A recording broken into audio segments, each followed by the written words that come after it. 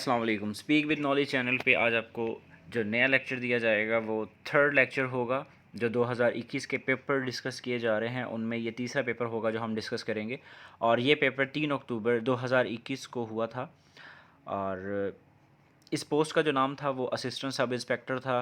और जो लोग ऑलरेडी गवर्नमेंट जॉब कर रहे हैं यानी कि पुलिस सर्विस में जॉब कर रहे हैं और उन्होंने 3 साल सर्विस की हो और बैचलर की डिग्री उनके पास हो तो वो लोग इस पे एलिजिबल थे। यानी कि कांस्टेबल या हेड कांस्टेबल जो ऑलरेडी भर्ती हुए हुए हैं पुलिस में, सिर्फ ये उन लोगों का यानी कि सर्विस कोटा का ये पेपर था। ये ओपन मेरिट का पेपर नहीं होता। सो अब इस साल से यानी कि 2021 में जो ऐड आएगा या 22 में ऐड आएगा उसमें जो है वो सब इंस्पेक्टर की जो ओपन मेरिट की सीट थी उसको भी ख़त्म करके असिस्टेंट सब इंस्पेक्टर की सीट जो है वो मुतारफ़ करवाई गई है। और इस पेपर में अगर हम देखें पैटर्न जो है पीपीएससी का वही रहा है जो कि पीपीएससी ने नया अपना एक पैटर्न मुतारफ़ करवाया है। लेकिन जो कुछ पेपर्स होते हैं उनके लिए कुछ पर्टिकुलर जो है वो सिलेबस रखा जाता है। जैसे कि पहले जो था पुलिस जो यानी कि पुलिस की जो सब इंस्पेक्टर की सीट वगैरह के लिए जो या एएसआई के लिए पहले जो कोर्स होता था वो थोड़ा डिफरेंट था। उसमें इंग्लिश होती थी और मैथ्स ज़्यादा था और जनरल नॉलेज कम था। ठीक है, सॉरी कंप्यूटर भी था उसमें बहुत ज़्यादा। लेकिन इस साल जो पैटर्न रखा गया उसमें यह था कि 40 नंबर की इंग्लिश आनी थी, 40 की ही कंप्यूटर और 20 नंबर का जनरल नॉलेज। लेकिन जब पेपर आया आपके सामने तो उसमें थोड़ा सा रेशो उसने चेंज कर दी। उसने 40 नंबर की इंग्लिश तो ज़रूर दी लेकिन उसने कंप्यूटर का रेशो जो है वो कम कर दी और कंप्यूटर जो है वो तकरीबन 20 नंबर की पेपर में दी गई थी। ये चीज़ जो है वो बहुत इंपॉर्टेंट है। आपको यहाँ पे पैटर्न को देखना होगा कि उसने पाकिस्तान स्टडीज़ का अगर उसने 7 सवाल दिए तो उसमें से 4 उसने पुराने डाले या 3 नए डाल दिए। अगर जीके को देखें तो उसमें 1 सवाल पुराना था और 7 नए थे। सही है। वैसे जीके 20 नंबर का आना था टोटल, यानी कि जीके से मुराद जो बाकी सब सब्जेक्ट हैं कंप्यूटर और इंग्लिश के अलावा जो जितना भी आना था एवरीडे साइंस, इस्लामियात, उर्दू वगैरह उसने डाल के देनी थी। उनको अगर देखा जाए वो कम रेशो आनी थी। लेकिन उसने क्या किया, उसने थोड़ी सी रेशो को चेंज कर दिया। और जब उसने रेशियो को चेंज किया है तो उसने कंप्यूटर के सिर्फ 20 सवाल दिए और इंग्लिश के जो है उसने कम से कम 39 के 40 सवाल डाले। और बाकी जो पोर्शन उसने 40 नंबर दिया है बाकी सब्जेक्ट्स को, उनको उसने इस तरीके से डिवाइड किया है कि उसमें मतलब आप देख लेंगे उसमें स्पोर्ट्स का 1 नंबर का सवाल आया है और करंट अफेयर्स का 1 नंबर का सवाल डाला है उसने। हालांकि जो सवाल उसने करंट अफेयर्स में डाला है वो भी स्पोर्ट्स का ही सवाल है जो करंट अफेयर्स वाला है। उसने करंट चेयरमैन जो है पीसीबी का भी जो अपॉइंट हुआ है रमीज़ राजा, साबिक क्रिकेटर और कमेंटेटर भी थे वो, उनको जो है वो बनाया गया है। और पैट्रन इन चीफ जो है पाकिस्तान क्रिकेट बोर्ड के वो प्राइम मिनिस्टर इमरान खान यानी कि प्राइम मिनिस्टर ही होता है पाकिस्तान में। आपने ये चीज़ अपने जहन में रखनी है। और जनरल नॉलेज के सवालों की जैसे मैंने बात की, उसने जनरल नॉलेज का 1 सवाल जो है पुराना दिया, बाकी 7 नए डाल दिए।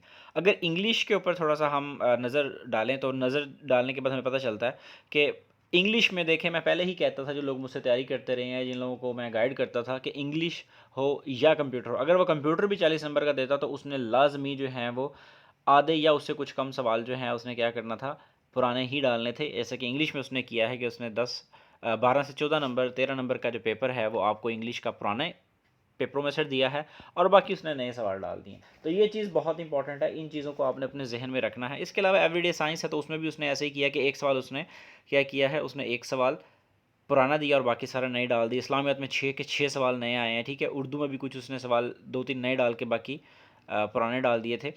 इन चीज़ों को आपने अपने जहन में रखते हुए जो है वो अपनी तैयारी करनी होगी आपको। ठीक है जी। यहाँ पे जो एनालिसिस दिया गया है इसको आप नोट कर लीजिएगा। इसमें जो सेकंड टेबल था उसमें एक मिस्टेक थी तो इसलिए मैंने उसको जो है वो स्लाइड को आगे फॉरवर्ड नहीं किया, लेकिन आपको मैंने बता दिया है कि जो उसने रेशियो रखी थी। अच्छा जी, हम लोग सबसे पहले अब डिस्कस करेंगे प्रीवियस जो क्वेश्चंस हैं पाकिस्तान स्टडीज़ के उनको। ठीक है, उसमें जो पहला सवाल है वो अकबर के बारे में पूछा गया है कि जो मुग़ल आज़म यानी कि जिसको कहा जाता है अकबर द ग्रेट, उसके बारे में सवाल पूछा गया कि उसका पीरियड कौन सा था। आपको ये याद होना चाहिए कि ये कौन से नंबर पे आता है। ठीक है, और इसके बारे में ये पता होना चाहिए कि इसका रीजन क्या था, इसका पीरियड क्या था, ये किस जो है वो टाइम फ्रेम में जो है ये इसने गवर्नमेंट की थी या मुग़ल दौर को जो है इसने सर्व किया था।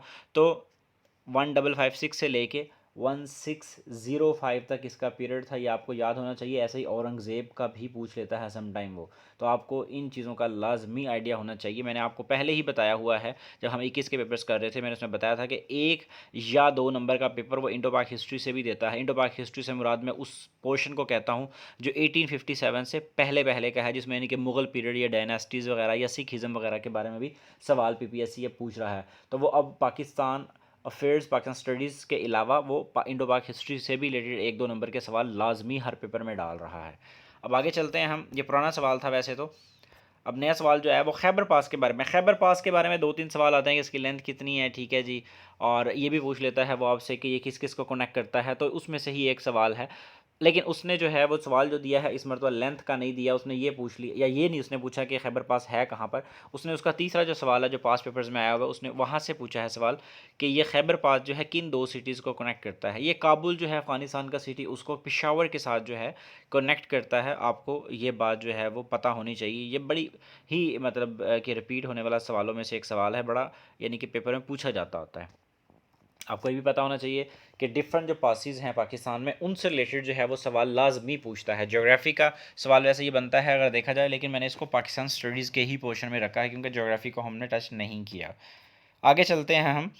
इसके बाद हमारे पास इंडस वाटर ट्रीटी के बारे में सवाल आ रहा है। ये भी सवाल जो है काफ़ी रिपीट होता है, 3-4 तरह से पेपर में आता है। आपको पता होना चाहिए इंडस वाटर ट्रीटी कब साइन हुई थी, इसकी डेट पूछी जाती है। हम पहले जो मैंने लेक्चर्स दिए हैं उनमें हम इसको डिस्कस कर चुके हैं। पाकिस्तान की तरफ से किसने इसको जो है वो इस एग्रीमेंट के ऊपर सिग्नेचर किए थे, और इंडिया की तरफ से किसने किए थे, और कहाँ पर हुआ था ये एग्रीमेंट, किस डेट को हुआ था, यह हम जो है अयूब खान वाले लेक्चर में हम ऑलरेडी पढ़ चुके हैं। और इसके अलावा इसमें जो सबसे इंपॉर्टेंट सवाल, इसका जो ये सवाल बहुत ज़्यादा रिपीट होता है कि दोनों कंट्रीज़ की तरफ से साइन होने के बाद इसमें ग्रंटियर कौन था, इसने गारंटी किसने दी थी, किसने बीच में मौजूद होकर सारा कुछ सालसी वगैरह करवाई थी, तो ये वर्ल्ड बैंक था। ठीक है, तो ये आपको पता होना चाहिए वर्ल्ड बैंक कब बना, IMF कब बना, और पाकिस्तान ने ये दोनों कब ज्वाइन किए, ये भी बड़ा इंपॉर्टेंट सवाल है। आगे चलते हैं जी हम। ये पूछा जा रहा है कि मोहम्मद ख़ान जुनेजो जो है, इनकी गवर्नमेंट ज़ियाउल हक ने, यानी कि प्रेसिडेंट ज़ियाउल हक जो थे, उन्होंने किस वक्त डिसमिस की थी। अपनी डेथ से तकरीबन 3-4 माह पहले जो है उन्होंने इनकी गवर्नमेंट को डिसमिस कर दिया था। इनकी डेथ कब हुई, ये भी बड़ा इंपॉर्टेंट सवाल है। ठीक है जी, सो आपने इसको भी याद रखना है। और ये 29 मई 1988 को ऐसा हुआ था, ये आपने याद रख लेना। अब यहाँ से एक सवाल एक नया पैदा होता है कि मोहम्मद ख़ान जुनेजो जो हैं ये प्राइम मिनिस्टर बने कब थे। ठीक है, तो आपने ये भी सवाल सर्च कर लेना है और इसको साथ में डू यू नो में लिख लेना है। मैंने नहीं डाला, लेकिन आपने क्या करना है, आपने ये सवाल तैयार करना है, आपने इसको लिख लेना है। आगे चलते हैं जी हम पाकिस्तान स्टडीज़ के न्यू क्वेश्चंस की तरफ। पाकिस्तान स्टडीज़ में अगर हम नए क्वेश्चंस की तरफ जाएं तो नंबर ऑफ़ सीट्स जो हैं जो नॉन मुस्लिम्स के लिए रिज़र्व हैं इन पंजाब असम्बली, तो वो कितनी हैं वो ये पूछ रहा है। तो पंजाब असम्बली में 8 सीटें जो है वो नॉन मुस्लिम्स के लिए रखी गई हैं। अब यहाँ पे सवाल पैदा होता है कि आप पंजाब के पेपर की तैयारी अगर आप कर रहे हैं तो आपको पंजाब असम्बली की सीट्स का टोटल का पता होना चाहिए, कितनी वीमेन के लिए है, कितनी नॉन मुस्लिम के लिए, आपको ये पता होना चाहिए। अगर आप KPK का स्क्रीन आउट टेस्ट की तैयारी कर रहे हैं, अगर आप वहाँ उस एग्ज़ाम में अपेयर होना चाह रहे हैं कल को, तो आपको उनका पता होना चाहिए। सिंध में अगर आप बैठे हुए हैं, ये सुन रहे हैं लेक्चर, और सिंध में जो PCS का पेपर होता है उसका स्क्रीन आउट टेस्ट की तैयारी करनी है, या वहाँ पे किसी टेस्ट की प्रिपरेशन करनी है, तो आपको वहाँ की असम्बली के बारे में पता होना चाहिए। लेकिन ऑब्वियसली आप क्योंकि पाकिस्तान में हैं, तो आपको पाकिस्तान में होते हुए आपको नेशनल असम्बली की टोटल सीट्स का, वहाँ पे जो नॉन मुस्लिम्स की सीट्स हैं, वहाँ पे जो वीमेन की 6 सीट्स हैं, उनका आपको पता होना बहुत ज़रूरी है। आगे मेरे पास इन्फॉर्मेशन आएगी अब डू यू नो की, उसमें बताया गया है कि नेशनल असम्बली में 10 सीट्स जो हैं वो रिज़र्व की गई हैं रिलीजियस माइनॉरिटीज़ के लिए, और 60 सीट्स जो हैं वो किसके लिए रिज़र्व की गई हैं, ये वीमेन के लिए की गई हैं, जिसमें जो इनको डायरेक्ट जो है वो सीट अलाट की जाती है। ठीक है, तो आपने सबसे पहले एक चीज़ और नोट कर लेनी है, जो लोग जनरल स्टडीज़ रखते हैं CSS में, उनके लिए बहुत ही इंपॉर्टेंट है, या जो लोग एसए के पेपर में वीमेन को डिस्कस करेंगे, वीमेन की जो सीट्स रखी गई हैं, आपको वीमेन की जो पॉलिटिकल पार्टिसिपेशन है पाकिस्तान में, उसके बारे में पता होना चाहिए। दुनिया में सबसे ज़्यादा मेरे ख्याल से रवांडा जो है वो एक ऐसा कंट्री अफ्रीका में जहाँ पे वीमेन की पार्लियामेंट में पार्टिसिपेशन सबसे ज़्यादा है, आई गेस। आप गूगल कर लीजिएगा। तो आपको जब आप इस तरह की चीज़ें लिख रहे होते हैं, ऐसे फैक्ट्स एंड फिगर्स आपने CSS के PMS के पेपर्स में लिखने होते हैं, अगर आप लिखेंगे, उसको हाईलाइट करेंगे सही तरह से, तो आपको वो मैक्सिमम मार्क्स देगा। और अगर आप ये इस तरह की चीज़ें नहीं लिखेंगे तो आपको नंबर नहीं मिलेंगे, चाहे आप जितना अच्छा मर्जी पेपर अटैम्प्ट कर लें। आगे चलते हैं अपने नेक्स्ट क्वेश्चन की तरफ। मोहतरमा के बारे में सवाल आया हुआ, बिल्कुल न्यू सवाल है। मोहतरमा के बारे में सवाल जो है वो मैं पहले ही अयूब खान वाले टॉपिक में बता चुका हूँ, इन्होंने जो इलेक्शन लड़ा था उनके साथ। ठीक है, और उसके बारे में कहा जाता है कि वहाँ पे जो है वो धांधली हुई थी, अयूब खान जीत गए थे उसमें। इनके जो हैं वो पॉलिटिकल जो इनका जो साइन था वो कौन सा था, वो भी पेपर में एक दफ़ा पूछा जा चुका है। तो अब आपने क्या करना है, आपने इनकी डेथ डेट जो है वो याद रखनी है। मैं इनकी डेथ डेट वैसे वहाँ पे शायद मैंने इनकी पूरी डेट लिख चुका हूँ कहीं किसी अपने लेक्चर में, लेकिन अगर नहीं लिखी या नहीं आपने देखी तो आप इसको जो है वो क्या करें, आप इसको याद कर लें, कवर कर लें। इनकी डेट डेथ डेट जो है वो ये है। और इनके बारे में ये भी याद रखिएगा कि ये डेंटिस्ट थी, ठीक है, डॉक्टर थी। इन्होंने कलकत्ता यूनिवर्सिटी से जो है वो 1897 में आई गेस जो है डिग्री हासिल की थी। वो भी आप एग्जैक्ट डेट देख लीजिएगा, मुझे इस तरह से याद नहीं है, तो वो भी कभी पेपर में आएगा ज़रूर। आज तक तो नहीं आया। उनके प्रोफेशन के बारे में ज़रूर पूछा गया है, लेकिन ये नहीं पूछा गया कि इन्होंने डिग्री की कहाँ से थी। तो इन फ्यूचर कभी पेपर में वो भी आ सकता है। इसके बाद इनके बारे में कुछ मज़ीद इन्फॉर्मेशन है जो हम लोग डिस्कस करेंगे। यहाँ पे इनके बारे में फैक्ट्स हैं, इनकी डेट ऑफ बर्थ दी हुई है, ठीक है। तो इनकी बर्थ डेट जो है वो दी हुई है। तो इन्होंने जो मेरे ख्याल से डिग्री की है वो फिर जो मैंने आपको 1897 बताया वो गलत है। मुझे फ़ील हुआ कि इसीलिए मैंने आपको कहा कि उसको चेक कर लीजिएगा। तो आपने क्या करना है, आपने उसको देख लेना अच्छे तरीके से कि कब उनको डिग्री मिली थी। इसके अलावा she was the leader of opposition, ठीक है। कब से कब तक रही हैं वो डेट मेंशन आपने ये भी याद रखना। इन्होंने जो इलेक्शन लड़ा था, ठीक है, 1965 में अयूब खान के ख़िलाफ़, तो वो भी आपने याद रखना है वो किस डेट को हुआ था। मेरे ख्याल से 2 जनवरी को हुआ था। आगे है जी हमारे पास नेक्स्ट क्वेश्चन। ये हमारे पास पूछा गया है कि जी कौन सी सॉल्ट ट्रेन जो है वो जो है वो पोटवार जो प्लेटो जो है उसके साथ है, ठीक है, एक दूसरे को कनेक्ट करती हैं, या कहाँ पर ये हैं। तो ये लाई करती है जी between the river Indus and Jhelum, ठीक है, ये पिंडी वाली साइड पे। तो आपने ये सवाल भी याद रखना है, ठीक है। तो ये बड़ा इंपॉर्टेंट है। इसकी रेंज कौन सी है, ये 2 रेंज जो है उनकी बात की गई है, उनको कहाँ पर हैं, ये लाई कहाँ पे करती हैं, ये जिस जगह पे करती हैं उन रिवर्स का नाम पूछा गया। अब हमारे पास जो नए क्वेश्चन, सॉरी, जो हमारे पास नया जो सब्जेक्ट हम लोग अब यहाँ पे शुरू करने लगे हैं, पाकिस्तान स्टडीज़ के सवाल हमने डिस्कस कर लिए, वो हमारे पास कंप्यूटर का आता है। तो कंप्यूटर के पहले हम लोग देख लेते हैं जो थोड़े से सवाल आए थे पास पेपर से, उनसे रिलेटेड हम पढ़ लेते हैं। ये स्लाइड सॉर्टर व्यू के बारे में पूछा गया। उसने पूछा है कि वो कौन सा व्यू है जो कि हम इसलिए इस्तेमाल करते हैं कि हम डिस्प्ले करें स्लाइड को या प्रेजेंटेशन के दौरान, ठीक है। तो ये आपने जो है वो स्लाइड सॉर्टर व्यू आपने पढ़ा होगा। ये पेपर जो है, ये पास पेपर्स के जो क्वेश्चंस हैं उन्हीं में से ये सवाल उठाया गया है, तो आपने इसको भी याद रखना है। इसके बाद हमारे पास जो नेक्स्ट क्वेश्चन है वो एक की दी हुई है। वो पूछ रहा है कि कंट्रोल प्लस यू किस लिए यूज़ होता है। ये अंडरलाइन करने के लिए यूज़ होता है। कोई भी लाइन लिखी हो उसको अंडरलाइन करना हो तो हम कंट्रोल यू प्रेस करते हैं, इटैलिक करना हो तो कंट्रोल प्लस आई करते हैं, पेस्ट करना हो कंट्रोल प्लस वी, और कंट्रोल प्लस सी जो है वो कॉपी के लिए होता है। ये चारों सवाल बड़ा इंपॉर्टेंट है, ये बहुत ज़्यादा रिपीट करता है। रीडू अंडू के लिए कौन सी यूज़ होती है, ये बड़ी इंपॉर्टेंट है। तो हम लोग जो कंप्यूटर का सेक्शन हमने स्टार्ट किया था वहाँ पे हम लोग ज़रूर इंशाल्लाह कंप्यूटर की जो कीज़ हैं उनको भी डिस्कस करेंगे, क्योंकि कीज़ वाला क्वेश्चन बहुत इंपॉर्टेंट है। अगर जिस तरह ये 40 नंबर का 20 नंबर का ही पेपर आया तो उसमें उसने 2-3 कीज़ लाजमी पूछी होंगी, और अगर वो 7-8 नंबर का भी अब कंप्यूटर देता है तो उसमें वो 2 नंबर की या 1 नंबर की लाजमी पूछता है। तो की वाला पोर्शन बहुत इंपॉर्टेंट है, और ये समटाइम बहुत कन्फ्यूज़ करती हैं।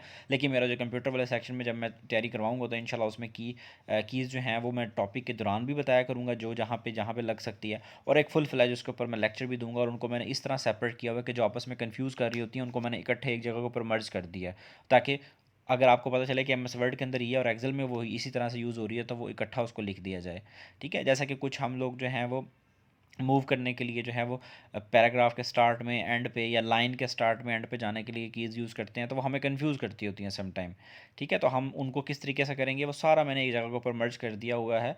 वो इंशाल्लाह बड़ी जल्दी वो मैं लेक्चर दूंगा, वो डिलीवर करूँगा। तो आपने वहाँ से उसको अच्छे तरीके से कीज़ वाले पोर्शन में तैयार कर लेना है। आगे चलते हैं हम। ये आपने इस सवाल को जो अच्छे तरीके से लिख लेना है, ठीक है। ये हो गया। अब 10वां सवाल है हमारा। वो पूछ रहा है कि विच शॉर्ट की is use for refreshing computer. एक सर्च के बारे में भी आता है और एक ये देखें फ्रेश करने के लिए आ रहा है। आपकी कंप्यूटर जो है, आपका कंप्यूटर आपको लग रहा है कि थोड़ा हैंग हो रहा है या कोई मसला बन रहा है, तो आप क्या करते हैं, अपने कीबोर्ड के ऊपर F5 जो है उसको दबाते रहते हैं, तो वो एकदम से वो ब्लिंक सा करता है आपका डेस्कटॉप, या तो वो क्या होता है, वो आपके कंप्यूटर को रिफ़्रेश कर देता होता है। ये हम नॉर्मली जो है कंप्यूटर यूज़ करते हैं, जब हमारा कंप्यूटर हैंग हो रहा होता है तो हम ये करते ही होते हैं। आगे चलते हैं हम। HTML ये क्या है जी, ये एक वेब लैंग्वेज है, ठीक है, हाइपर टेक्स्ट मार्कअप लैंग्वेज। ये बड़ा इंपॉर्टेंट सवाल है, इसका एब्रीवेशन बहुत ज़्यादा पेपर में पूछा जाता है। लेकिन यहाँ पर उसने क्या पूछ लिया, उसने ये पूछ लिया कि HTML ये है क्या। ये जो है ये लैंग्वेज है जो यूज़ होती है, ठीक है। आपने इसको भी याद रखना है, ये भी पुराना सवाल है, लेकिन पहले इसका ज़्यादातर जो है वो हिस्सा जो पेपर में आता था वो यही आता था। वो पूछता था कि ये HTML जो है वो है क्या, मतलब इसका एब्रीवेशन क्या है। वो पहले एब्रीवेशन नॉर्मली पूछता था, लेकिन इस मरतबा उसने क्या किया, उसने क्वेश्चन को थोड़ा सा डिफरेंट करके पूछा। लेकिन यहाँ हमें कॉमन सेंस की बात है, हमें ये पता ही है कि कंप्यूटर में ये यूज़ होती है और वेब पे यूज़ होती है, तो इसलिए मैंने इसको पुराने क्वेश्चन में ही कंसिडर किया है। आगे चलते हैं हम। अब हम न्यू क्वेश्चंस की तरफ जा रहे हैं जो कंप्यूटर के बताए गए थे कि 40 नंबर का कंप्यूटर आएगा एएसआई के सब इंस्पेक्टर वगैरह के पेपर में, लेकिन उसने जो है वो सिर्फ 20 नंबर का पेपर दिया है, और जिसमें से हमने कुछ जो सवाल थे 3-4 हमने डिस्कस कर लिए। अब हम लोग इसके नए क्वेश्चन की तरफ जा रहे हैं, देखते हैं कि उसने जो क्वेश्चन डाले हैं वो किस किस्म के हैं, वो क्या टफ हैं या आसान है। मेरे ख्याल से वो काफ़ी उसने डिफरेंट पेपर बनाया था। इसमें जो है वो पूछा गया कि अब देखें एमएस ऑफिस का मतलब ये है कि उसमें वर्ड, एक्सेल, पावर पॉइंट और ये एक्सेस तीनों आ जाते हैं। अब इन चारों में से उसने कुछ ना कुछ एरियाज़ को डिस्कस किया है, और उसने क्वेश्चंस जो हैं वो पूछे हैं, वो इस तरीके से पूछे हैं कि उसने एमएस एक्सेस का जो क्वेश्चन पूछा, उसने पूछा कि इसमें डाटा जो है हम उसको अरेंज करने के लिए कौन सा मेथड यूज़ करते हैं, हम कौन सा ऐसा तरीका इस्तेमाल करते हैं कि जब हमने एमएस एक्सेस के अंदर जो है वो डाटा को अरेंज करना हो तो हम यूज़ करेंगे। तो वो मेथड जो है वो रोज़ और कॉलम्स का है, ठीक है, आपको ये पता होना बहुत ज़रूरी है। आगे चलते हैं हम अपने नेक्स्ट क्वेश्चन की तरफ। उसने जो पूछा है सवाल ये बिल्कुल हट के और डिफरेंट क्वेश्चन आया था पहली मरतबा। उसने पूछा है कि व्हेन कंसिडरिंग एमएस वर्ड, यानी कि एमएस ऑफिस की बात की, उसने तीनों का पूछ लिया, यहाँ पे तीनों का नाम लिख दिया।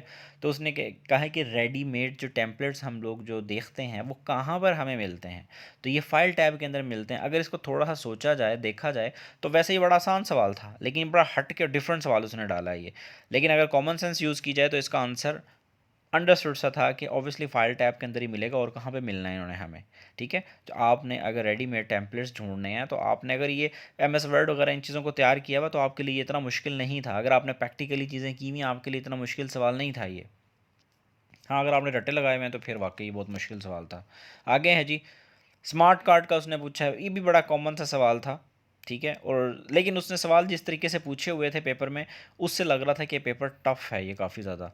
तो उसमें कुछ सवाल जो हैं वो बड़े अंडरस्टूड से थे, अगर आपने कंप्यूटर की तैयारी अच्छी की हुई है तो आप उसको क्लिक कर जाते, इतना मुश्किल भी नहीं था ये। लेकिन हाँ, ओवरऑल अगर बिल्कुल सिनेरियो देखा जाए ना, पेपर पॉइंट ऑफ व्यू से बात की तो पेपर थोड़ा सा मेरे ख्याल से जो है ना कंप्यूटर का पोर्शन टफ दिया उसने।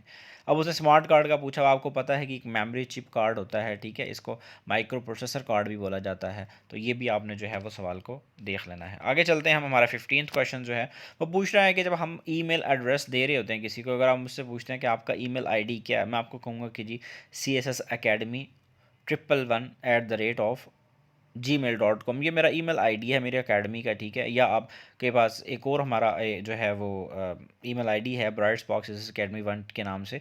तो अब देखिए यहाँ पे अगर मैं इसको लिख रहा हूँ, यहाँ पे मैं क्या कर सकता हूँ, मैं कुछ भी लिख सकता हूँ, अंडरस्कोर भी डाल सकता हूँ, मैं 1 2 3 भी लिख सकता हूँ, मैं कुछ भी लिख सकता हूँ, लेकिन एक काम नहीं मैं कर सकता, मैं स्पेस नहीं डाल सकता। इवन एक टाइम था मेरे पास, मेरा यू फ़ोन का नंबर था, मैंने वो यू फ़ोन का नंबर जो है उसका याहू का आईडी बनाया हुआ था। उस टाइम याहू बहुत यूज़ होता था, आज से तकरीबन ये 12-14 साल पहले की बात कर रहा हूँ मैं, और मैं बहुत शौकीन था याहू का, मैं बहुत यूज़ करता था उस टाइम पे याहू। तो मैंने उस टाइम के ऊपर जो नहीं बनता था, मेरा एक फ्रेंड, इंडियन फ्रेंड था, वो अमेरिका में होता था, मैंने उसके ज़रिए अपने नंबर वाला आईडी बनाया था। बाद में फिर वो मुझसे जो है वो मुझसे भूल गया था, उसका पासवर्ड भूल गया था, काफ़ी टाइम पे जब ये याहू नहीं चलता था, कम हो गया था यूज़ होना, तो मैंने फिर उसको मतलब यूज़ नहीं किया काफ़ी अर्से, मुझे पासवर्ड भी भूल गया। तो वो भी एक ऑप्शन था कि वो नंबर वगैरह हम लोग शायद नंबर की आईडी नहीं बना सकते थे, लेकिन आप ईमेल आईडी बना सकते थे, इतना मसला नहीं था, ठीक है। तो लेकिन उसमें फिर आपको एक वर्ड ऐसा कोई डालना पड़ता था साथ में कि आप कोई अल्फ़ाबेट डालें। लेकिन ये जो यहाँ पे उसने पूछा है वो उसने ईमेल आईडी के बारे में पूछा हुआ है, तो ईमेल आईडी में क्या है, आपने स्पेस नहीं डालनी होती। तो ये बड़ा कॉमन सा जो है वो फैक्टर था इसके अंदर, जो कि आप क्लिक कर सकते थे। आगे आ गया जी, what is the topic of email. Topic क्या होता है ईमेल का, जब आप किसी को ईमेल भेज रहे होते हैं तो ये ईमेल की सब्जेक्ट लाइन इसको हम कहा जाता है, ठीक है। अब जब आप देखें, आप लेटर लिखते हैं, कोई भी आप किसी को आप कोई लेटर लिखने लगे तो उसका ऑब्वियसली सब्जेक्ट जो है वो एक हम लाजमी लिखते हैं, उसको हम अंडरलाइन भी कर देते हैं कि भाई पूरे लेटर का ये थीम है, ये वजह है जिसलिए हम आपको लिख रहे हैं। तो ये भी बड़ा कॉमन सा सवाल था, लेकिन सवाल उसने मैंने बताया ना कि क्लिक उसने इस तरीके से किए हैं कि अगर आपने तैयारी अच्छी तरीके से नहीं की हुई तो आपके लिए बड़ा मुश्किल जो है वो सवाल कंसिडर होगा। ये आपको यहाँ पे कुछ इन्फॉर्मेशन दी गई है, ठीक है। ये डबल सी के बारे में बताया गया है और बाकी चीज़ों के बारे में बताया गया, आपने इसको जो है यहाँ से रीड कर लेना है। आगे चलते हैं हम, एम एस पावर पॉइंट की बात हो रही है कि from which option the recorded slide show can be recorded, ठीक है। तो रिकॉर्ड, नरेशन एंड टाइमिंग्स, यहाँ से जो है आप ये कर सकते हैं। ये बड़ा उसने डिफरेंट और नया क्वेश्चन डाला है। उसके बाद उसने एक्सेल को बहुत टच किया है, एक्सेल के बारे में वो पूछ रहा है कि वो कौन सा फंक्शन है जिसको हम यूज़ करेंगे for searching a value in the left column of the table and returning the value in the same row. अब ये जो है थोड़ा सा टेक्निकल चीज़ है, ये अगर प्रैक्टिकली चीज़ें ना की हुई हों तो वहाँ पे आके बंदा मार खाता है।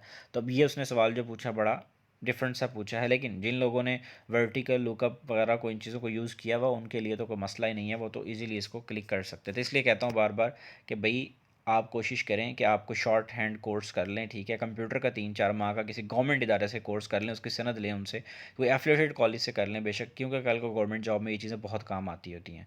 उसके बाद जो है वो पूछ रहा है हमारे से सब सर्च के बारे में कि वो कौन सा फंक्शन हम लोग यूज़ करते हैं, ठीक है, जब हमने जो है वो सर्च रिजल्ट लेने हो, ठीक है, without searching the database again, ठीक है, तो हम क्या करते हैं, हम सब सर्च को यूज़ करेंगे। आगे चलते हैं।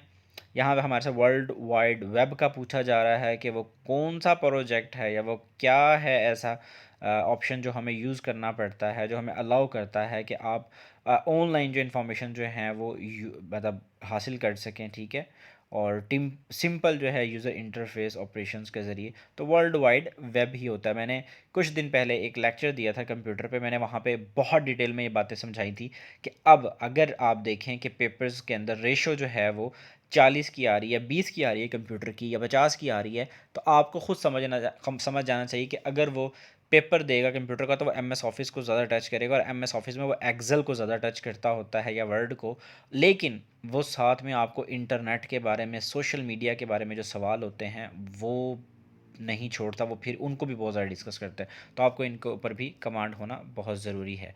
हमारे पास जो है एक सवाल है जो नया, वो ये है कि व्हाट पर्सनल लॉग्स और जर्नल जो है आप यूज़ करते हैं एज ए वेब, ठीक है, उसको हम क्या कहते हैं, जो आप लिखने वगैरह के लिए जहाँ पे आप कुछ जो है वो पोस्ट भी करते हैं, उसको हम ब्लॉग्स कहते हैं।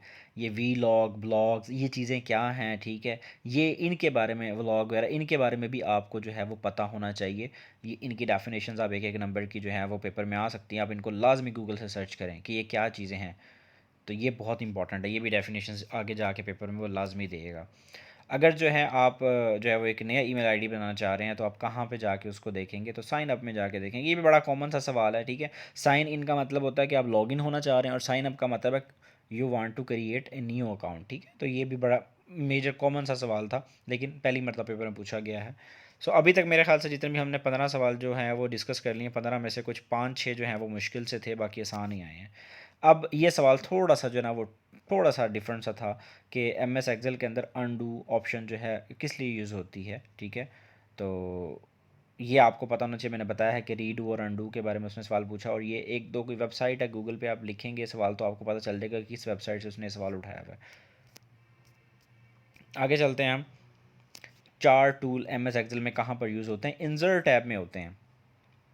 ये हमारे कंप्यूटर के जो लेक्चर हैं उसमें जो है वो आपको मैं जब लेक्चर दूंगा आपको पता चल जाएगा, लेकिन पिछला जो लेक्चर मैंने दिया था उसमें हमने कुछ चार्ट्स वगैरह के बारे में मैंने बात हुई थी, तो मैंने बताया था कि इनके बारे में सवाल ज़रूर आते हैं, और इंसर्ट टैब में मेरे ख्याल से मैं बता चुका हूँ वहाँ पे कि ये 4 चीज़ें वहाँ पर मौजूद होती हैं। अगर आपने वो लेक्चर सुना होता और आपने ये जाके पेपर दिया होता तो आप ईज़िली इसको क्लिक कर जाते कि इंसर्ट टैब में ये ऑप्शन मौजूद होती है। वहाँ पर हमने डायरेक्ट वे में तो नहीं, लेकिन इनडायरेक्टली मैंने वहाँ पर लेक्चर में इसको डिस्कस किया हुआ है। आगे चलते हैं हम। when the capability of the organization is used to ensure high quality data is called as data management system, ठीक है। तो ये भी आपने डेफिनेशन याद कर लेनी है, ये भी पहली मरतबा पेपर में पूछा गया है, ठीक है जी। इसके बाद डाटा बैंक के बारे में सवाल आया है, ये भी थोड़ा सा उसने हट के जो है वो पूछा है कि जब हम लोग जो हैं वो स्पेसिफिक टॉपिक को डिस्कस कर रहे हों, ठीक है, और जो है डिफरेंट किस्म के जो है वो ऑप्शन जो है उसने पेपर के अंदर दी हुई थी, उसको जो हम देखेंगे तो हमारे पास जो ऑप्शन आएगा, जो ठीक ऑप्शन बनता था, अगर आप नेट पे भी सर्च करें तो वो डाटा बैंक का आएगा, लेकिन कुछ लोगों ने इसका आंसर जो है वो गलत लगाया है, बल्कि ज़्यादातर लोगों ने। आगे है जी, हमारे पास जो है वो पूछ रहा है कि how can we start M S Word by typing dash. तो डायलॉग बॉक्स ऑप्शन वगैरह को हम यूज़ कर रहे हैं, तो हम लोग ये जो है इसको हम देखेंगे, ठीक है। Win word dot execute. अच्छा, जो M S Word, M S Office, M S PowerPoint, इनकी जो वो होती हैं, मेरे ज़ुबान पे लफ्ज़ नहीं चढ़ रहा, इनको क्या बोलते हैं, एक्सटेंशन मेरे ख्याल से इनको कहते हैं। इनकी जो है ये क्या है ये आपको पता होना, जैसे कि हम फ़ोटोज़ में हम डॉट जीपीजी यूज़ करते हैं, तो ये आपको पता होना चाहिए, ये बहुत इंपॉर्टेंट सवाल है इनकी। आगे चलते हैं जी। हमारे पास जो क्वेश्चंस आ रहे हैं वो इंग्लिश के बारे में आ रहे हैं। ये बड़ा इंपॉर्टेंट पोर्शन था। उसने इस पेपर के अंदर जो है वो बहुत से पुराने सवाल पूछे। उसने पूछा कि ईडियम्स उसने पूछे हैं। उसने कहा हुआ था कि मैं ईडियम्स पूछूंगा, ठीक है, ईडियम्स हो जाएंगे, और वन वर्ड सब्स्टिट्यूट पूछूंगा, सिनोनिम एंटोनिम्स पूछूंगा। तो उसमें जो उसने सबसे पहले स्टार्ट लिया वो ईडियम से ही लिया था उसने। पहले पेपर जब आते थे पीपीएससी के वो शफल होके आते थे, लेकिन अब वो पेपर जो है वो पोर्शन वाइज देने लग गया, जैसे कि एफपीएससी में होता है। अब ईडियम के अगर सवाल देखे जाएँ तो ईडीएम में हमारे पास क्या हुआ है, ईडीएम के अंदर हमारे पास जो सवाल आया हुआ है वो पुराना ही पेपर्स में से सवाल आया हुआ है। इसने पूछा है कि फेस द म्यूज़िक, इसका क्या मतलब है, ये कि क्या ये ईडीएम क्यों यूज़ होता है। तो ये बेयर द कॉन्सिक्वेंसेस, ठीक है, उस इसका मतलब जो है वो ये था। और एट आर्म्स लेंथ, इसका क्या मतलब है, ये भी सवाल जो है वो पेपर्स के अंदर, अगर आप पीपीएससी के पेपर्स देखें उसमें इवन ये वाला सवाल उर्दू के सेक्शन में भी पूछा गया हुआ है, ठीक है। उर्दू में भी उसने जो है वो इसको लेके पूछा कि इसको उर्दू में क्या कहते हैं। तो आपको ये सवाल वहाँ पे भी आपने पढ़ा हुआ, अगर आपने पीपीएससी मॉडल पेपर्स की बुक की अच्छी तैयारी की हुई होती, अगर आपने जिन्होंने पेपर दिया, तो वो इसको इजीली क्रैक कर सकते थे। आगे चलते हैं हम। जो नेक्स्ट हमारे पास है, to fish in trouble water, ये भी मोस्ट रिपीटेडली इंग्लिश के जो आस्क क्वेश्चन है बीपीएससी के उनमें से एक सवाल है। ये बहुत ज़्यादा रिपीट होता है ये पेपर, और इसकी ऑप्शंस पेपर के अंदर गलत दी हुई हैं। यहाँ पे जो हमने लिखा है इसको आप देख लें, आप इसको जो है वो करेक्ट कर लें ताकि आपको ये ठीक हो जाए। और रूल ऑफ थंब, ठीक है, रफ़ एस्टीमेट को बोलते हैं, ये भी सवाल जो है वो उसने पेपर के अंदर कई दफ़ा पीपीएससी में रिपीट किया हुआ है। वन वर्ड सब्स्टिट्यूट जो हैं उनकी तरफ जाते हैं हम, ठीक है। ये सवाल पीछे से आप देख लीजिएगा, ठीक है, और इनको आपने क्या करना है, ईडियम्स को याद कर लेना है। अब हमारे पास जो वन वर्ड सब्स्टिट्यूट आ रहे हैं उसने ब्यूरोक्रेसी की डेफिनेशन पूछी हुई है, ठीक है। ये मैंने जिन लोगों ने मुझसे तैयारी की थी उनको मैंने बहुत अच्छे तरीके से जो है वन वर्ड सब्स्टिट्यूट करवाए थे, कम से कम 500-600 थे, और मैंने उसको बोला था कि इनमें से आ जाएंगे, और मोस्टली जो है वो उसने उसी में से ही पूछे हुए हैं। उसके अलावा जो है आपके वन वर्ड सब्स्टिट्यूट के अलावा जो है वो ईडियम जो थे वो भी उनको करवाए गए, एनालॉजीज करवाए गए, तो वो भी उसी में से ही, उन्हीं पोर्शन में से पेपर में पूछे गए हैं। आगे जी हैं हमारे पास, उसने पूछा हुआ है कि a person who loves Mankind, ठीक है। तो ये चीज़ें जो हैं वो सारी आपको करवाई हुई हैं, और इनकी डेफिनेशंस ही हैं। ये वन वर्ड सब्स्टिट्यूट की इसमें समझाने वाली बात नहीं है, आप इनको याद कर लीजिएगा। एंटोनिम्स की अगर बात की जाए तो ये जो है वो हमारे पास डिफरेंट किस्म के उसने पूछे हैं जो पास पेपर्स के हैं, और यहाँ पे आपको बताया गया है कि ये एंटोनिम है और उसका आगे ये मतलब बनता है। ये मज़ीद एंटोनिम्स हैं जो उसने पूछे हैं पेपर के अंदर। ये सारे वो क्वेश्चंस हैं जो कि पिछले पास पेपर्स के अंदर पीपीएससी में ऑलरेडी आ चुके हैं। ये वही हैं जो कि मतलब हमने यहाँ पे डिस्कस किए हैं अभी, और ये वो क्वेश्चंस हैं जो पीपीएससी ने ऑलरेडी यानी कि पास पेपर्स के अंदर एंटोनिम्स की शक्ल में, या वन वर्ड सब्स्टिट्यूट की शक्ल में, या ईडियम्स की शक्ल में उसने पूछे हैं। अब हम जो है नेक्स्ट देखेंगे कि जो इंग्लिश का पोर्शन है उसमें नए क्वेश्चन उस पीपीएससी वाले ने, पेपर एग्जामिनर जो है उसने किस तरह से जो है वो पूछे हैं। इसमें उसने कर द कस्टर्ड, ठीक है, ये उसने ईडीएम पूछा है, ये वेरी फर्स्ट टाइम जो है वो पेपर में आया है। तो और लीड स्टोरी जो है ये उसने पूछा है, सॉरी लीड स्ट्रे, तो ये उसने पूछा है। ये दोनों ईडियम्स जो हैं जो पेपर में पूछे गए हैं ये वेरी फर्स्ट टाइम आपने देखे होंगे, पहले ही पास पेपर्स के अंदर आपको कहीं नहीं मिलते, तो आपने इनको इसी तरीके से जो है वो याद कर लेना ताकि आपको जो है वो कंसेप्ट क्लियर हो जाए। आगे चलते हैं जी, हम देखते हैं आगे हमारे पास और क्या है। हमारे पास जो है वो नेक्स्ट फिर ईडियम्स ही हैं, और ये ईडियम्स भी उसने वेरी फर्स्ट टाइम पेपर पूछा। आप अगर पीएमएस का इंग्लिश का पेपर देखेंगे जो वहाँ पे ईडियम्स आते हैं ना वो बंदे को घुमा देते हैं, वो बड़े टफ होते हैं। तो ये समटाइम ईडियम्स जो है वो बड़े टफ देते होते हैं। उसके बाद वन वर्ड सब्स्टिट्यूट को अगर हम देखें, वन वर्ड सब्स्टिट्यूट जो है उसके अंदर हमारे पास जो नए सवाल आए हैं वन वर्ड सब्स्टिट्यूट में, कुछ तो हमने पीछे देख लिए कि जो कि पास पेपर्स में से ही उठाए हुए थे, लेकिन उसने कुछ जो हैं वो नए वाले भी उठाए हुए हैं। तो ये भी आपने यहाँ पे एज इट इज़ याद कर लेने हैं, और आपने देख लेना है कि इनको किस तरीके से उसने पूछा हुआ है, कि उसने एक स्टेटमेंट दे के पूछ लिया कि इसका मतलब क्या है। वन वर्ड सब्स्टिट्यूट जो है हमारे पास जो मेनली हम याद करते हैं वो प्रेसिस के लिए याद करते हैं, ठीक है। कोई भी चीज़ हो, कोई भी वर्ड हो, वो लिखने के बजाय हम एक सिंगल वर्ड यूज़ कर देंगे तो आपका वो मतलब अगले को पता लग जाएगा, समझ आ जाएगी कि ये। अब ये देखें, आपको नया जो उसने यहाँ पे फिकल के नाम से जो है वो एंटोनिम पूछा हुआ है, कि एक वर्ड दिया हुआ है, उसने पूछा है कि इसका एंटोनिम बताएं।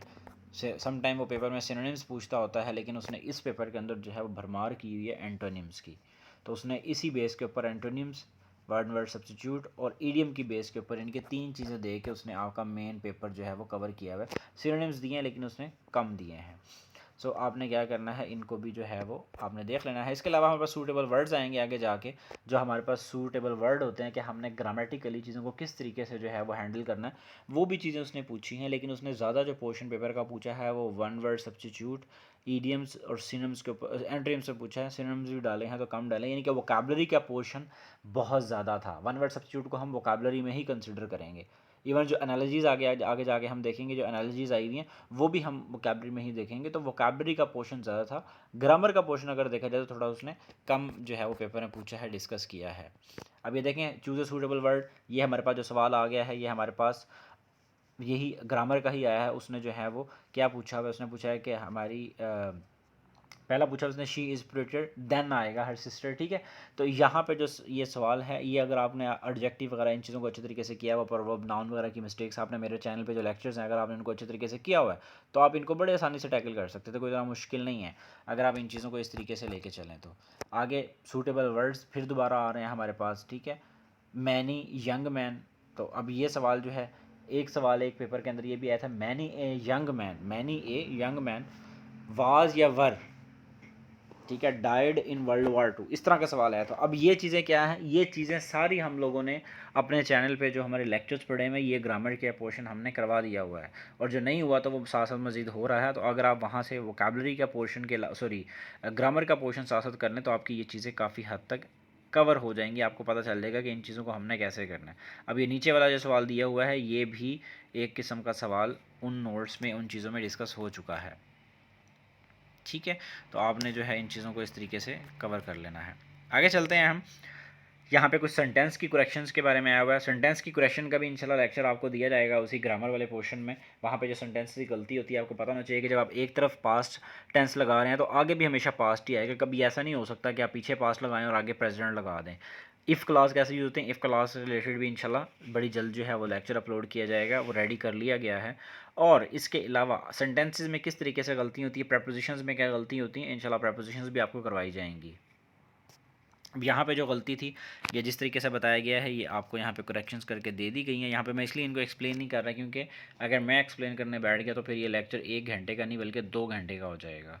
सो यहाँ पे जो जो जिस तरीके से जो करेक्शंस दी गई हैं, जो सवाल आपको दिए गए हैं, आपको चाहिए कि आप इनको इसी तरीके से तैयार कर लें। अब हमारे पास जो नया क्वेश्चन आ रहा है वो स्पोर्ट्स से रिलेटेड है। स्पोर्ट का सवाल जो उसने पूछा है उसने कुछ और नहीं पूछा, उसने क्रिकेट से रिलेटेड एक सवाल पूछा जो है वो इवेंट हुआ था, या यूँ समझ लें कि एक प्रॉब्लम सी जो है वो फेस करनी पड़ी थी हमारे जो है वो पाकिस्तान क्रिकेट को। उसमें एक बैट्समैन थे, ठीक है, प्लेयर थे पाकिस्तान के, कीपर भी थे वो, जुल्करनैन हैदर। उनको जो है वो क्या किया गया था, उनको जो है वो सज़ा दी गई थी। ये विच फॉर्मर पाकिस्तानी बैट्समैन है, ठीक है जी, यूके में। तो यहाँ पे गलती हुई है, नाम लिखना था उसका आंसर में लेकिन आंसर नहीं लिखा गया, तो आप जो है वो करेक्ट कर लीजिएगा। जुल्करनैन हैदर के बारे में पूछा गया है। अब ये न्यू सवाल है जी करंट अफेयर्स का। न्यू सवाल क्या था हमारे पास, न्यू सवाल ये है कि रमीज़ राजा जो हैं वो करंट चेयरमैन बन गए हैं जी, ठीक है। ओहो, ये नासिर जमशेद है, आंसर आगे लिखा गया है नासिर जमशेद, जुल्करनैन हैदर नहीं है, नासिर जमशेद है जी, सॉरी। नासिर जमशेद को 17 माह की जो है वो जेल हुई थी यूके में स्पॉट फिक्सिंग की वजह से, तो आपने ये चीज़ रखना है। जुल्करनैन हैदर वाला भी कुछ इसी तरह का इंसिडेंट था, ठीक है, तो वो इसलिए जो है मेरे जहन में वो आया, उसके बारे में भी आप नेट पे सर्च कर लीजिएगा। आगे हमारे पास कुछ क्वेश्चंस हैं जनरल नॉलेज के, हम जनरल नॉलेज के क्वेश्चंस को देखते हैं कि हमारे पास क्या सवाल है। ये बड़ा इंपॉर्टेंट सवाल है, ठीक है, ग्रीनविच टाइम के बारे में, और ये कई मरतबा जो पेपर के अंदर ऑलरेडी मतलब पूछा जा चुका है। अब यहाँ पे जो है वो किस तरीके से पूछा गया आप ये देख लें, ठीक है। और इस सवाल में से भी कम से कम 2-3 सवाल मज़ीद निकल सकते हैं। अब वो किस तरह निकलेंगे ये आपको मैं दे रहा हूँ, ठीक है, आपके ऊपर छोड़ रहा हूँ कि आपने इसको क्वेश्चन को किस तरीके से जो है ना वो हैंडल करना है। ये आपकी ही जो है ना वो ड्यूटी है, आप इसको अच्छे तरीके से कर लीजिएगा। आगे चलते हैं जी, हम यहाँ पे हमारे पास जो है वो आपको समझाया गया है, बड़े अच्छे तरीके से डिटेल दी गई है इसकी अगर आप देख लें डिटेल या गूगल कर लें आप, तो आपको जोग्राफिकली इसका समझ आ जाएगी कि ये क्या पूछा गया था, ठीक है। मज़ीद देखते हैं हम थोड़ा सा और कि न्यू क्वेश्चन हमारे पास किस तरीके से जो है वो पूछे गए हैं। वो पूछ रहा है कि ग्रेट सॉल्ट डे, अब देखें अब ये सॉल्ट लेक जो है, इसके बारे में, ग्रेट सॉल्ट लेक के बारे में पहले पेपर में पूछा जा चुका कि ये कहाँ पर है, ये अमेरिका में। अब उसी सवाल को उसने मॉडिफाइड फॉर्म में पूछा है कि जी अमेरिका की कौन सी स्टेट में है। ये नया सवाल है, पहले ये सवाल नहीं पूछा गया, सिर्फ ये पूछा गया था ग्रेट सॉल्ट लेक कहाँ पर है, ग्रेट बेयर लेक कहाँ पर है, फलां लेक कहाँ पर है। अब वो डेप्थ में चला गया इसी सवाल की। अमेरिका की 50 स्टेट्स हैं, ये भी आपने याद रखना है। आपको ये भी सर्च करना होगा कि न्यूयॉर्क जो है क्या स्टेट है कि नहीं है, और वाशिंगटन डीसी स्टेट है कि नहीं है, क्या सिटी है, अमेरिका का कैपिटल है। ये आपको मैं असाइनमेंट दे रहा हूँ। आगे चलते हैं जी। ये एक ट्रैवलर है, ठीक है, फ्रेंच फिजिशियन थे, ठीक है, इनके बारे में सवाल पूछा गया, तो आपने इनका नाम याद रखना। ये भी वेरी फर्स्ट टाइम जो है वो सवाल पूछा गया है। आगे चलते हैं। SOS, इसका क्या मतलब होता है, ये आप गूगल पर सर्च करेंगे, इसके बारे में थोड़ी सी मज़ीद इन्फॉर्मेशन आपको वहाँ से मिल जाएगी। आपने इस एब्रीवेशन को अच्छे तरीके से याद कर लेना है, और ये कहाँ पर क्यों यूज़ होती है ये टर्म, ये भी आपको पता होना बहुत ज़रूरी है। UPS क्या होता है, UPS की, ये एवरीडे साइंस का सवाल है, ठीक है ना वैसे तो, लेकिन ये GK में डाल दिया है मैंने इसको, क्योंकि एब्रीवेशन जो है वहाँ पीछे पूछा गया, तो इसको भी मैंने यहीं पे साथ ही कवर कर दिया। तो ये आपको पता होना ज़रूरी है इसके बारे में। आगे है जी, ये एक डैम का पूछा गया है कि ये डैम कहाँ पर है, तो इस डैम के बारे में आपको पता होना चाहिए कि सेंट्रल एशियन रिपब्लिक्स में से एक कंट्री है, ठीक है, ताजिकिस्तान, ये वहाँ पर है, ठीक है। इसके बारे में मज़ीद आप नेट से देख लेंगे। दुनिया का वो कौन सा इंसान है जो सबसे बड़ा ग्रेटेस्ट इन्वेस्टर जिसको समझा जाता है, ये जो है आपके साथ यहाँ पे नाम शेयर कर दिया गया है। आप में से बहुत से लोगों ने ये समझा होगा कि बिल गेट्स होगा या बिल गेट्स के नाम पे क्लिक किया होगा, लेकिन वो सवाल का जवाब गलत कंसिडर होगा। आगे चलते हैं जी हम नेक्स्ट क्वेश्चन की तरफ। ये पूछा गया है कि ओपन स्काई ट्रीटीज़, ये कौन सा कंट्री है जो इससे निकल गया, तो ये रशिया था जी। रशिया जो है उसने इससे जो है वो मतलब अपने साथ अपने आप को विड्रॉ कर लिया। ये 2021 में, कि मेरा ख्याल 21 के पेपर के अंदर ये सवाल पूछा भी गया है CSS में। ये बड़ा इंपॉर्टेंट सवाल है, 20 नंबर का सवाल है करंट अफेयर्स में, और PPSC भी इस सवाल को 21 के पेपर में 2-3 दफ़ा दे चुका है, लेकिन उसने करंट अफेयर में दिया था और तरह से दिया था। तो उसने ये भी पूछा था कि ओपन स्काई ट्रीटीज़ किस लिए होती है, क्या मकसद है इसका, तो ये भी सवाल एक दफ़ा पूछा गया। तो आप इसके ऊपर ओपन स्काई ट्रीटीज़ को एक दफ़ा पढ़ लीजिएगा कि इसका पर्पज़ क्या है, ऑब्जेक्टिव क्या है इसका, ठीक है। तो ये सवाल क्योंकि पूछा इस तरीके से गया है, तो मैंने इसको GK के सवालों में डाल दिया। वैसे इसको हमें चाहिए था कि हम इसको पास पेपर में डिस्कस करते, लेकिन मैंने इसको पास में इसलिए नहीं डाला क्योंकि ये सवाल 21 का ही है, तो मैंने इसलिए इसको न्यूज़ वालों में ही डाला है, वरना हम इसको पास पेपर में भी कंसिडर कर सकते हैं, क्योंकि 21 के पेपर में पहले आ चुका है ये। इस पेपर के पॉइंट ऑफ व्यू से ये नया सवाल है, ठीक है, ये बात भी आप याद रखिएगा। अब हम जो है प्रीवियस, अच्छा ये हम न्यू ही सवाल कर रहे थे, ठीक हो गया, सॉरी। ये प्रीवियस क्वेश्चन की तरफ जा रहे हैं हम, जनरल साइंस की तरफ। क्या हो गया है, ये हम जनरल साइंस के प्रीवियस क्वेश्चन की तरफ कर रहे हैं। ये GK के हमने पुराने सवाल ही डिस्कस किए हैं, ठीक है जी। अब ये जनरल साइंस है, यानी कि एवरीडे साइंस जो है ना, उसको हम डिस्कस करेंगे, एवरीडे साइंस। अच्छा जी, फादर ऑफ केमिस्ट्री किसको कहा जाता है, जाबर बिन हयान को कहा जाता है। बड़ा पुराना सवाल है, कॉमन सा सवाल है, कई दफ़ा पेपर में रिपीट हो चुका है। अब हम नए क्वेश्चन की तरफ जा रहे हैं जनरल साइंस के। इसमें जो सवाल पूछे गए हैं ये आप यहाँ से देख लें। इनके सवालों के जवाब जो हैं आपने कोशिश करके एक दफ़ा ख़ुद वेरीफाई कर लेने, अपनी तसल्ली कर लेनी है कि यहाँ पे जो इनके सवाल लिखे गए हैं क्या ये ठीक भी हैं या नहीं, ठीक है। और ये आपने एक इन्फॉर्मेशन है आपको दी गई है, आपने इसको भी अच्छे तरीके से पढ़ लेना है। मैं फिर कह रहा हूँ, इन सवालों के जवाबात आपने ख़ुद से, सिर्फ जनरल साइंस वाले जो सवाल हैं, ठीक है, एवरीडे साइंस के जो सवाल हैं, इनके जवाबात आपने ख़ुद से जो है कोशिश करके वेरीफाई कर लेने कि क्या ये सवाल यहाँ पे सही लिखे हुए हैं। अगर कोई गलती हो तो आप कमेंट सेक्शन जो है वहाँ पे बता सकते हैं, या मुझे पर्सनली आप मैसेज कर सकते हैं। बेहतर ये होगा कि आप कमेंट सेक्शन के अंदर जो है पहले बता दीजिएगा, फिर मुझे भी इतला कर दीजिएगा कि आपने जो ये सवाल दिए हैं इसके एवरीडे साइंस के, इसमें जो आपने जवाब लिखा है ये गलत है। और कमेंट सेक्शन में भी आप सवाल का नंबर लिख दीजिएगा कि इस सेक्शन में जनरल साइंस एबिलिटी का फ़लाँ वाला सवाल है, पूरा सवाल लिख के उसका जवाब लिख दें कि ये बनता है। लेकिन वो वेरीफाइड होना चाहिए, अगर वेरीफाइड ना हुआ तो मैंने उसको डिलीट कर देना है, ठीक है जी।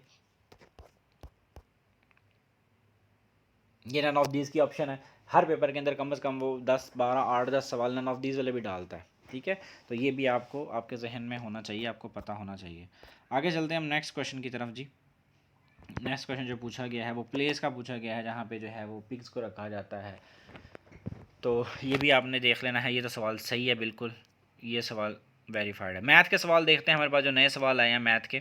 मैथ जो है वो काफ़ी आसान दिया गया था इस पेपर के अंदर, ठीक है जी। तो इतना ज़्यादा मुश्किल नहीं था, आपने इनको सॉल्व करना था। एग्ज़ाम वीडियो वेबसाइट से ही मेनली जो है वो सवाल मैंने बताया कि उठाए हुए हैं। तो इस सवाल में जो उसने ऑप्शन दिए हैं पेपर में, वो उसने नन ऑफ दीज़ का जो ऑप्शन था ये वाला, ये ठीक था इसमें से, सही है। तो ये आप इसको सॉल्व करेंगे तो आपको इसका आंसर मिल जाएगा। इसके बाद जो है हमारे पास जो नेक्स्ट क्वेश्चन था वो दो प्रोडक्ट जो हैं या दो नंबर जो हैं उनके बारे में पूछा गया था। उसने पूछा कि अदर नंबर बताएं जब एक नंबर की रेशो ये है तो, ठीक है जी। उसके बाद जो हमारे पास नेक्स्ट क्वेश्चन है वो भी रेशो से रिलेटेड ही उसने पूछा हुआ है। मैंने बताया है कि अभी जो पेपर्स आ रहे हैं मोस्टली उसमें से मैथ जो है वो एग्ज़ाम वीडियो वेबसाइट से तकरीबन वो 70 to 80% सवाल उठा रहा है। ये परसेंटेज का सवाल है, एवरेज का सवाल हो, परसेंटेज का हो, वर्क का हो, इंटरेस्ट वगैरह का हो, ये इनके फेवरेट एरिया, इनको लाजमी टच करते हैं ये।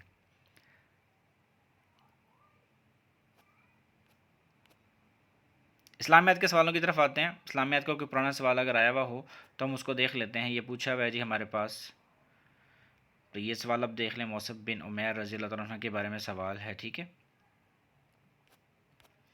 इसके बाद आगे चलते हैं। फ़तह मक्का कब हुआ, ये डेट बहुत इंपॉर्टेंट है। ये सवाल पुराना सवाल है, कई दफ़ा ये रिपीट हो चुका है, आपको पता होना चाहिए। अब हम इस्लामियात के नए सवालों की तरफ जा रहे हैं, ठीक है। ये कौन सा ऐसा पिलर है इस्लाम का, ठीक है, ऐसा कौन सा जो है ना वो इबादत है जिसको हम करते हैं, हम कहते हैं कि हमारे गुनाह जो हैं वो पानी की तरह धुल गए। तो ये हज जो होता है जी, हज के बारे में कहा जाता है। तो ये सवाल कॉमन सेंस का सवाल था, बड़ा आसान सा, लेकिन ये नए सवालों में कंसिडर होगा क्योंकि पहली मरतबा PPSC पे ये सवाल पूछा गया है। ठीक हो गया जी।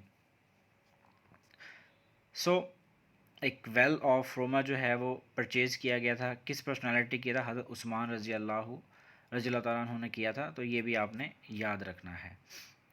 हुज़ूर पाक सल्लल्लाहु अलैहि वसल्लम जो हैं उन्होंने कितने उम्रे किए थे, ठीक है, इसके बारे में सवाल पूछा गया। हुज़ूर पाक सल्लल्लाहु अलैहि वसल्लम ने अपनी पूरी ज़िंदगी में 4 उम्रे किए थे, और ये कब कब किए थे ये भी आपको हम बता देते हैं कि पहला उम्रा जो था वो 6 हिजरी को किया गया, दूसरा उन्होंने 7 हिजरी को किया, ठीक है, ट्रीटी ऑफ हुदैबिया के टाइम पे, और उसके बाद तीसरा जो उन्होंने किया है वो 8 हिजरी को किया था।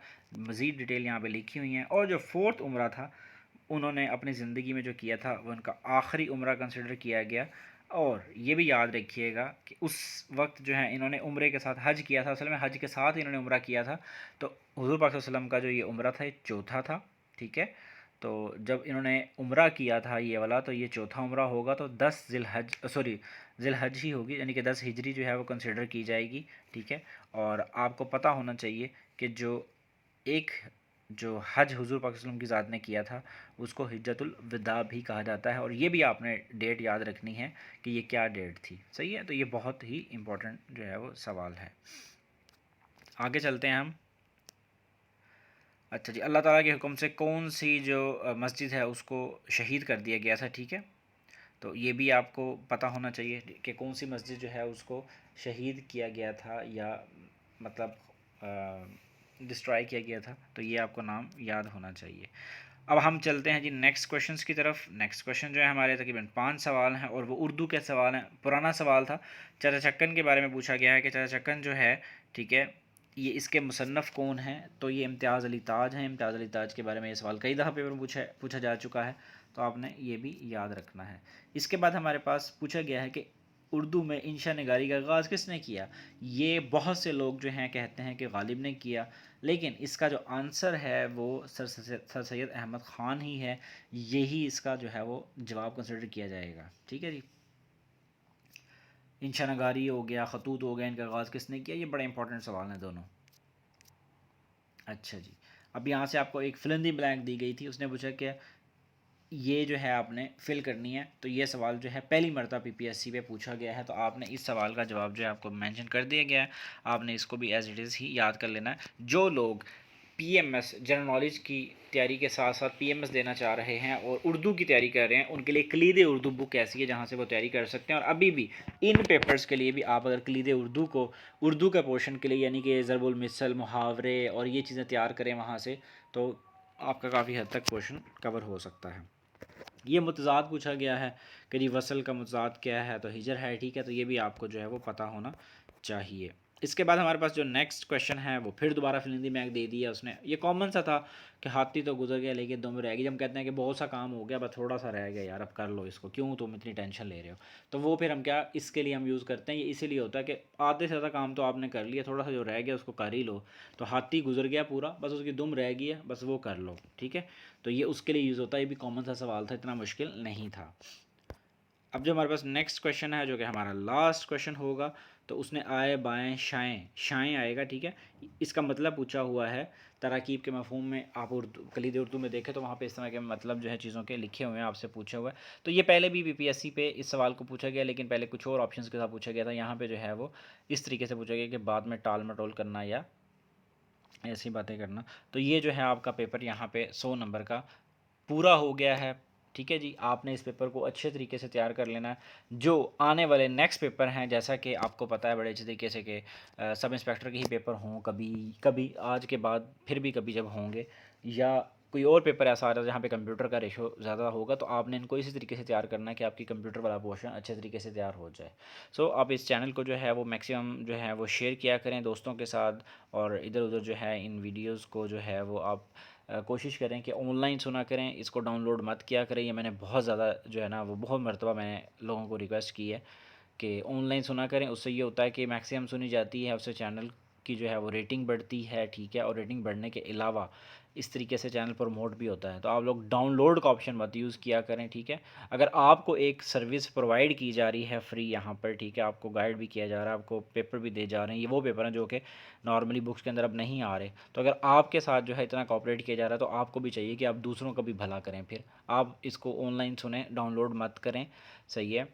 और उससे ये फ़ायदा होगा कि उसकी रेटिंग बढ़ेगी, ऑब्वियसली मैक्सिमम लोगों तक जो है ये रेंज जाएगी, इसकी सजेशन में जाएगा, फिर ये यूट्यूब खुद सजेस्ट करेगा लोगों को, और लोग जो हैं वो फिर चैनल को सुनेंगे और उनका इस तरीके से फ़ायदा हो सकता है। अगर आपके साथ भलाई हो रही है, आपके लिए कुछ अच्छा किया जा रहा है, तो आप भी कोशिश करें कि दूसरों के लिए अच्छा सोचें, सेल्फिश मत हो जाएं, डाउनलोड करके मत रख लें ताकि कल को जो है उसको आप दोबारा सुन लें, दोबारा सुन लें, ऑनलाइन सुन लें, ये पड़े रहेंगे यहाँ पे, कौन सा डिलीट हो जाना है यहाँ से।